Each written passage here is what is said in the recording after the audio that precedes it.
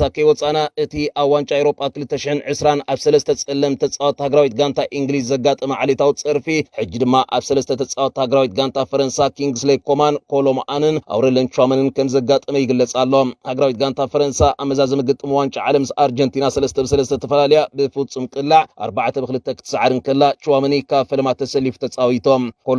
ኮማንን ድማ ተቐይሮም ኣትዮም እግሮም ሓዊሶም ኮሎማኒ ኣብ መበል 123 ደቕ መዕወቲ ሸቶም ሊጣቶ በሓላው ልዳት ማርቲነስ ተዓጊትዋ ኪንግስሌይ ኮማንን ቹዋመንን ድማ ፍጹም ቅላዕ ስሒቶም ጸወታ ክዕጾን ኣብ ገጻት ማሕበራዊ መራኸቢታት ነዞም ሰለስተ ንሃገራዊት ጋንታ ፈረንሳ ረሃጾም ከፍስሱ ዝጸንሑ ተጻወቲ እልብዘይብሉ ዓሌታዊ ጽርፍታት ክውሕዞምን ሓደ ኮይኖም ናይ ኣህባይ ኢሞጂታት ምስ ባናና ካብቲ ብብዝሒ ኮመንት ዝተዋሃበ ክኸውን እንከሎ እዚ ዘይበሃል ዓሌታዊ ጽርፍታት ብቃላት እውን ይርከቦም ቹዋመንን ኮሎማንን ብቕጽበት ገጻት ማሕበራዊ መራኸቢታቶም ኣደስኪሎም ድሒሮም ግን ከም ዝመለስዎ ይግለጽ ኣሎ። እዚ ዓይነት ተርእዮ ቅድሚ ሓደ ዓመትን ፈረቐና ኣቢሉ ኣብ ልዕሊ መንስያት ተጻወቲ ሃገራዊት ጋንታ እንግሊዝ ቡካዮ ሳካ ጄደን ሳንቾን ማርኮስ ራሽፎርድን ወሪዱ ምንባሩ ናይ ትማል ተዘክሮ እዩ። ጄደን ሳንቾ ሽዑ ንፋስ ምስ ኣተዎ ብኡቢሉ እጋሩ ምርካብ ክስእን ራሽፎርድ ድማ ነዊሕ ግዜ ወሲዱ ናብ ብቕዓት ተመሊሶም ቡካዮ ሳካ ጥራዩ ነቲ ዝነበረ ኣደራዕ ተጻዊሩ ዝሓየለ ሰብ ኮይኑ ወፂ ነይሮም።